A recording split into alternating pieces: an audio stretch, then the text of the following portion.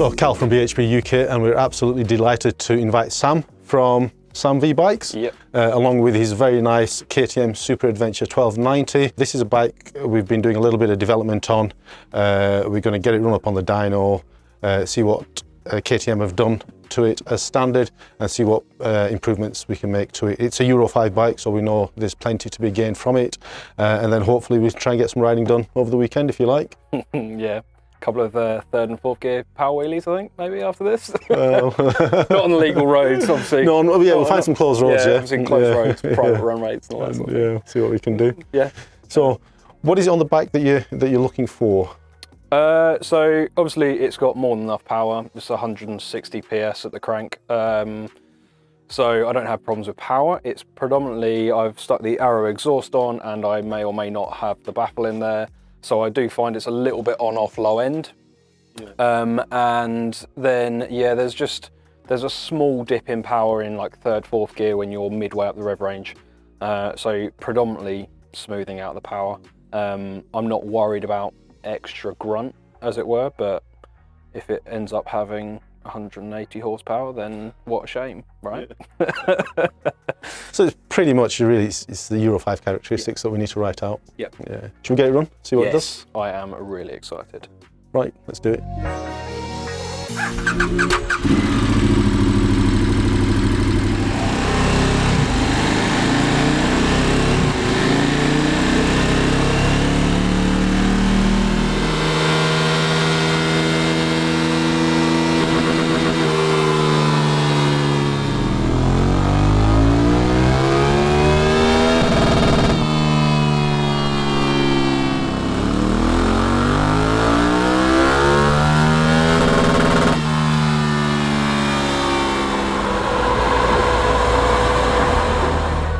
So on this bike we've gone a slightly different route than we would normally do.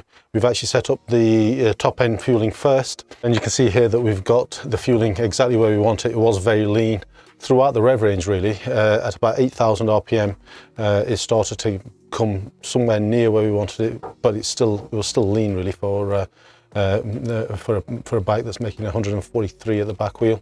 This bike was making 143.95, 144 give or take. After getting the fueling right and some bits in the map, we've got it up to 151 brake horsepower, which is a good gain of 80 brake horsepower. At part throttle, this is where the biggest gains are made. At 50% throttle, you can see the plot here. There's a huge separation between the power that the stock bike makes at 50% throttle and the modified bike makes. At stock, the bike's making 67 brake horsepower at the back wheel, and with the modified file it's making 84.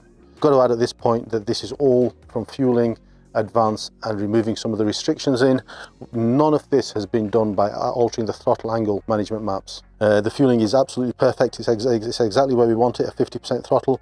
This should give you a great compromise of fuel economy and throttle response. Moving on to the 75% throttle curve, you can see here the big flat spot at 5,500 RPM has been totally eliminated. The power curve now is absolutely linear. The bike just makes progress through the rev range, and the fueling is absolutely perfect, exactly where we want it at this sort of throttle opening.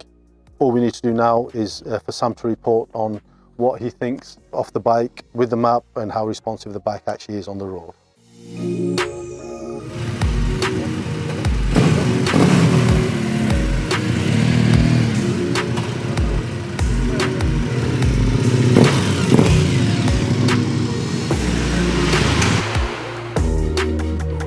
So how was that? That's fantastic. It's the acceleration is just sublime. It's like instant now. It's I've tried a few different gears, a few different rider modes, things like that. Overtaking cars, fourth gear, just 50 mile an hour, it just absolutely takes off. It almost does feel like a Super Duke now. Okay. That torque is just instant. Yeah, I think it's. Well, I'm currently riding in rally mode, which the throttle is like instant as before, but there's something about just the way the throttle instantly engages now, whereas before it felt like it was laboured a little bit, even in rally mode. So yeah, really instant, really, I mean, just clean up the throttle response. Worrying to put it in a short scent. Yeah, so I'm really impressed, and I think, I mean, I said it earlier, but the the development, and you can literally watch your development all the way through, and how you're doing it, which I genuinely thought it was going to be a plug and play kind of. Right. Here's a map that we've got, but it wasn't. So I'm really happy about that as well. Sure. What's the vibration like now? But I didn't notice it at all. Right. Whereas normally I can sit there and think, oh, my feet are vibrating a little bit. It is. It vibes through the frame because of the lean running, really. Yeah. So because, I mean, we haven't put a huge amount of fuel in either. It just takes a little bit just to get rid of that. Did you notice that spot at 5,000? That's gone, didn't we? Yes. You can see on the plot, can't you, that it been reduced in a huge amount. Yeah. Yeah. And you can feel that when you're riding, can you? Yeah, like sitting there, it just, whereas before I'd feel like I might have to change down a gear, it just didn't need it. It just absolutely took off as soon as I opened the throttle, which was really, really nice. Did you try the other modes? Yeah, tried, just went into sport mode and I went into street mode. Obviously the only difference really being is that throttle response. It's not as instant, but it's really smooth. The quick shifter seems a lot smoother as well. Yeah. It feels like there's less of a dip. I don't know whether that's just down to the fueling.